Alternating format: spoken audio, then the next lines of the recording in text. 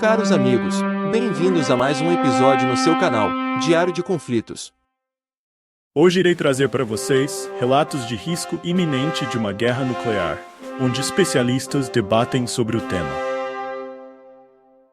As forças ucranianas estão acelerando seus avanços territoriais em áreas controladas pela Rússia. O exército de Vladimir Putin pode estar à beira do colapso. O presidente russo Vladimir Putin agora ameaça usar armas nucleares. Biden disse que o risco de Armagedon nuclear está no nível mais alto desde 1962. O presidente Biden afirmou que o mundo não esteve tão perto de um Armagedon nuclear desde a crise dos mísseis cubanos em 1962. Vladimir Putin fez ameaças graves e depois voltou atrás. No final de setembro, ele anunciou em um discurso televisionado que usaria todos os meios disponíveis para proteger a Rússia e nosso povo. Isso não é um blefe, ele disse. Então, em um discurso em 27 de outubro, ele afirmou, referindo-se às armas nucleares, que não há sentido nisso, nem político, nem militar. No entanto, o New York Times relatou na semana passada que líderes militares russos realizaram recentemente reuniões sem Putin para discutir quando e como usar armas nucleares táticas na Ucrânia.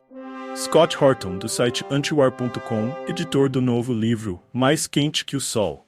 É hora de abolir as armas nucleares. Diz que devemos levar a sério a ideia de que o conflito na Ucrânia pode escalar para uma guerra que acabaria com o mundo. Desde o início da guerra, quero dizer, em sua declaração de guerra, Putin ameaçou usar armas nucleares contra qualquer país que interviesse, ou seja, contra nós.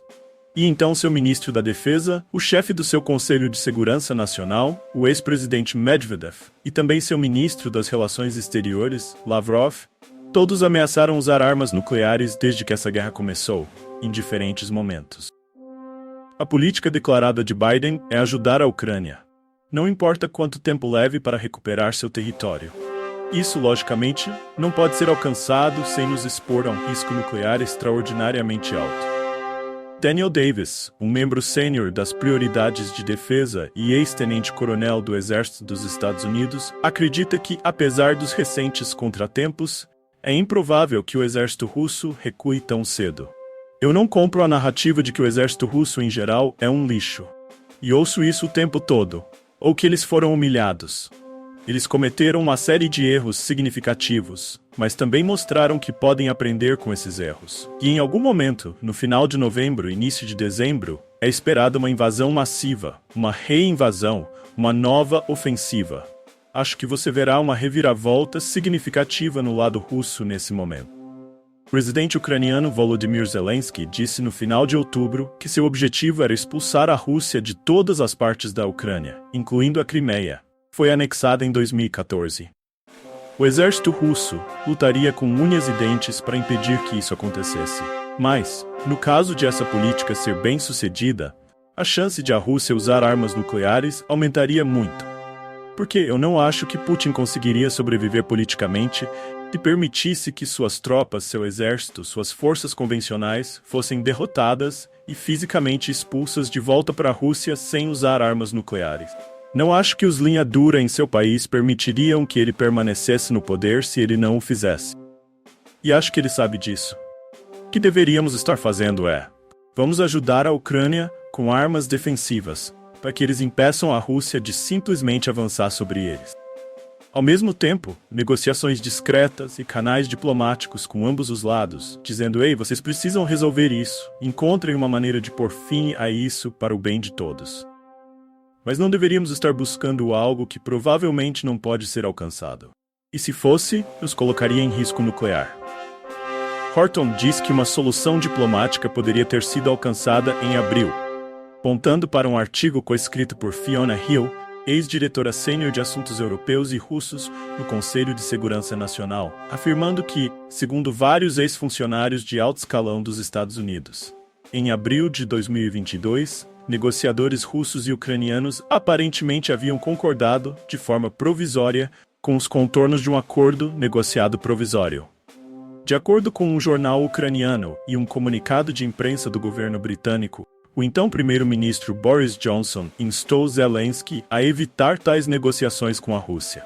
Eles tinham um acordo em princípio pronto para ser assinado, onde os russos encerrariam a guerra, concordando em recuar para onde estavam em 23 de fevereiro.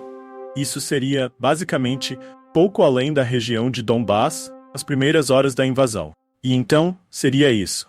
Eles chamariam uma trégua ali. Mas a Ucrânia teria que, imagino, consagrar isso em sua Constituição e dar uma garantia real de que renunciaria a qualquer tentativa futura de ingressar na aliança da OTAN. E, essencialmente, garantir sua neutralidade daqui em diante.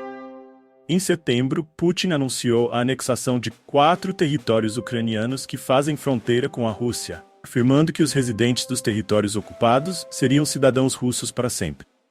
Kremlin advertiu que ataques ucranianos contra qualquer uma das regiões anexadas seriam considerados agressões contra a própria Rússia. Agora você está me perguntando no início de outubro, depois que Putin fez essa terrível escalada apenas em termos semânticos. Mas isso significa tudo. Ele agora afirmou ter absorvido não sei quantos quilômetros quadrados, esses 4 enormes oblasts, essas províncias do leste da Ucrânia. Fazer com que ele recue disso, acho que agora será praticamente impossível. Eu diria a Blinken, o pegaria pela orelha como uma madrasta zangada, certo? E diria, pegue o avião, vá para Genebra, diga a Lavrov que você está arrependido e que está disposto a tentar resolver isso agora e encontrar uma solução. Maldição. Primeiro um cessar-fogo, depois veremos o que podemos fazer. Ninguém na Ucrânia e ninguém no Ocidente quer permitir que a Rússia mantenha 1 centímetro do território que tomou. Mas olha, vou ser direto e dizer isso claramente. Temos que lidar com a realidade que existe, não com a imagem que gostaríamos que existisse. A imagem que gostaríamos que existisse é que vamos dar à Ucrânia apoio suficiente e, eventualmente, eles expulsarão a Rússia, recuperando todo o seu território, e então serão um país completo, íntegro e democrático. Quero dizer, é isso que dizemos e é isso que desejaríamos. Mas temos que nos basear na realidade. Que a verdade, a dura realidade, é que tentar alcançar esse objetivo é quase certamente escalar o conflito para uma guerra nuclear. Portanto, em vez disso, precisamos fazer o que é realisticamente possível.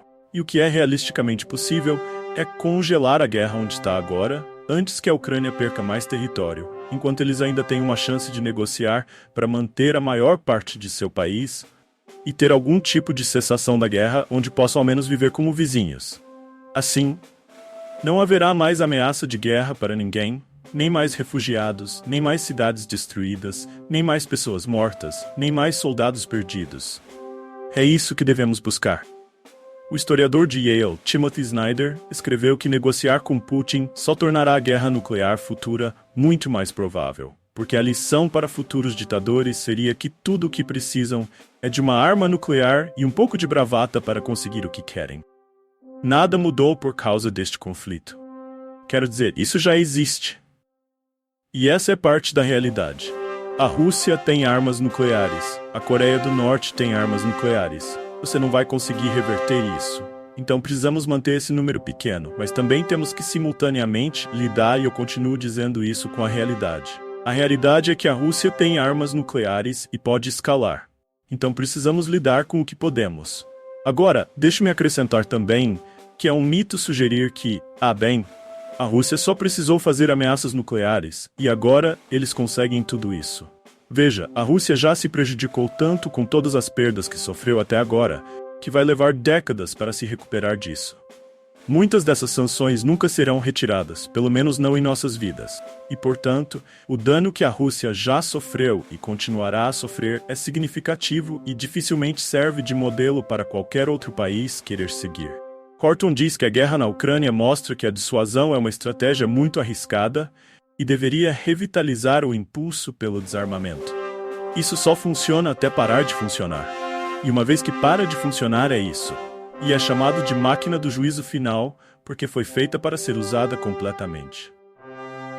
Eu estava na Fox News outra noite e o democrata liberal disse: vamos lá, temos destruição mútua assegurada.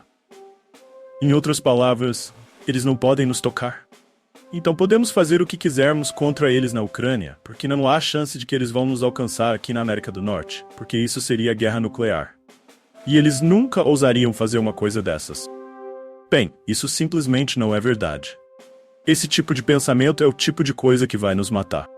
Esse é o tipo de pensamento que o arsenal nuclear da Rússia deveria impedir. E ainda assim, de alguma forma, isso não acontece. Há muita conversa casual sobre as repentinas forças americanas lutando na guerra contra a Rússia ao lado da Ucrânia. Isso é ridículo. Não há nada acontecendo na disputa fronteiriça entre a Rússia e a Ucrânia que tenha algo a ver com a segurança nacional americana. Portanto, a ideia de que arriscaríamos a nossa segurança ao envolvermos-nos nesta guerra potencial que poderia evoluir para um conflito nuclear é absurda ao mais alto grau. E não deveríamos fazer isso. Receio, John, que tudo se resumirá a algum incidente absolutamente horrível. E de alguma forma, esperamos que superemos isso e as pessoas reconheçam que precisamos recuar no sentido contrário. Não estou recomendando isso, só estou dizendo que não sei o que mais vai transmitir isso às pessoas. Receio que seja isso que vai acontecer. Francamente, não acredito que se uma bomba atômica explodir, não creio que possa parar. Sou a pessoa mais pessimista do mundo nesse sentido. Acho que se alguém usar uma bomba atômica em qualquer lugar, a América explodirá o mundo inteiro, ponto final. O próprio Henry Kissinger disse há alguns meses, ei, precisamos encontrar uma rampa de saída para essa coisa agora, antes que isso fique fora de controle.